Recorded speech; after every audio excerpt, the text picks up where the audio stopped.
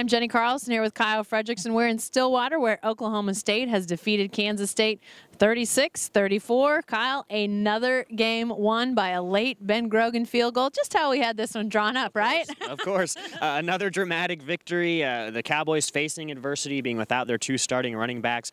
But they're able to change their offensive philosophy. Mason Rudolph has a huge bounce-back day, setting career marks in pretty much every passing category: yards, completions, attempts, touchdowns as well. So a gritty win for this Cowboys team against a Kansas State offense that we expected to really not be very good. They plug in a walk-on wide receiver / quarterback and are somehow able to get a 15-point lead in the first half. But like I mentioned, OSU was able to turn it around thanks to a huge defensive adjustment by the Cowboys in the second half. Ton of credit for Glenn Spencer in getting those guys turned around for another wild victory. The Cowboys are 5-0. It's pretty shocking how it happened, but OSU fans gotta love it.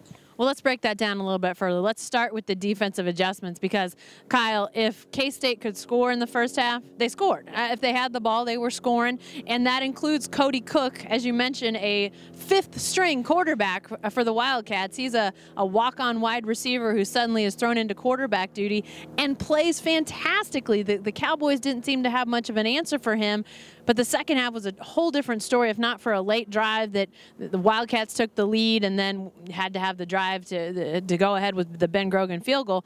The defense just plays lights out. What changes in the second half? Well, a lot of it, I think, was scheme. Mike Gundy didn't go into the finite details. They kind of play that close to the chest, but I think a lot of it was respecting the run. I didn't know that they thought that this guy was going to be as efficient a runner as he was. And so in the second half, you saw a lot of the defensive ends kind of set back and not pursue so heavily to open up those lanes. And I think you just saw some gritty performances. Kevin Peterson on that final drive, he has a touchdown-saving tackle, one ball batted out of the end zone to kind of prolong that. K-State did end up getting a touchdown on that drive. But just great performances. A guy like Chad Whitener at middle linebacker coming in for Ryan Simmons, who was injured, leads the team in tackles, gives OSU fans, a kind of a glimpse of the future at that position as Simmons is set to graduate after this season. So really just a collective effort in a game where it looked like the Cowboys were going to let it slip at one point.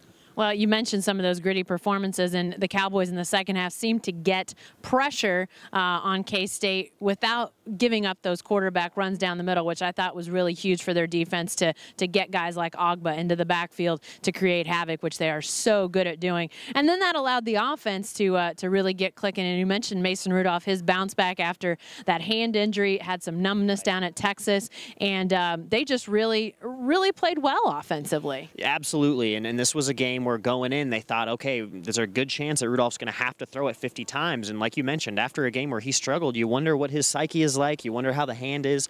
He really shattered all those low expectations and came out with a solid performance, spreading the ball around to a number of different guys. Marcel Aitman getting more involved than what we've seen in the past. Brandon Shepard also coming through. David Glidden being David Glidden, getting 100 yards receiving on, I think, 8 or 9 catches. And so it was impressive. And I talked to Rudolph a little bit after the cameras kind of left today, and he admitted, a little bit of that criticism after that last loss gave him a little bit of fuel, and Mike Gundy said it was the best week of practice he's had. So to see a young guy respond from that adversity with a performance like this, got to give OSU's fans a lot of hope and confidence in this guy, even more so than maybe they had before. Yeah, I don't think they're got much confidence in the running game, and frankly, I'm not sure the Cowboy coaches do either. Playing reserve running backs this week, sounds like Chris Carlson and Rennie Childs will both be available as they start preparing for West Virginia. But you can't say enough about Ben Grogan. Just last thing. I mean, the guy has got ice water in his veins. When it comes to those pressure situations, he's golden. You remember earlier in the year, 2 missed extra points, then 2 missed field goals. He gets another extra point blocked in the first half of this game. But when all the chips are down, the guy is frosty, cold-blooded out there.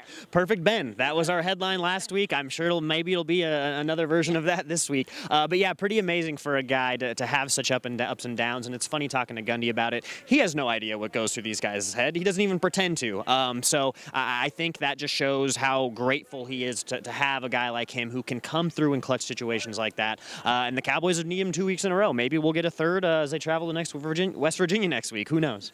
Well, if we do another one next week, wow, that's going to, I think some blood pressure meds will be in the offing for Cowboy fans out there. Hey, be sure to stay with the best coverage team anywhere at newsok.com and every day in the Oklahoman.